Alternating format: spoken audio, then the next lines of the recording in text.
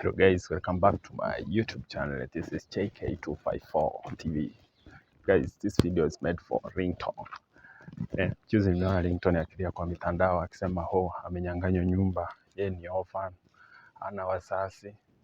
So I was like, hata alifanya karibu hata mimi nilie. Sasa singeweza kulia. Lakini guys, ile kitu nasema, mtu anaitwa Ringtone amekuwa akiingia kwa mitandao akisema yeye anaishi Karen, amenunua nyumba, yeye ni tajiri, ako na pesa kuliko akina Eric Omondi. So tumekuwa tukiona hizo vituko za Ringtone, mara anapiwa na akina Kaspool. Ringtone amekuwa akipiwa vita na wasanii wengi.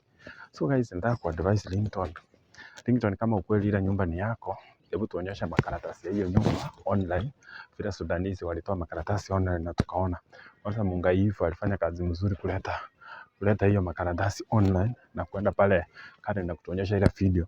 So wacha kubeba wa Kenya ujinga ati ulinunua nyumba. Ringtone nasa kwa advice, enda nyumbani huko Kisii kwenu, mahali huwezi nyang'anywa nyumba, ununue shamba yenye iko na title na uchenge bungalow ulinge nayo. Wachanga kulinga huku town. Hii town ya Nairobi iko na wenyewe. Ndio maana Kialijia nakuambianga kila siku, you style up. Wachanga kujichocho uko na pesa. Sasa hizo pesa Wasudanisi watakumaliza Ringtone.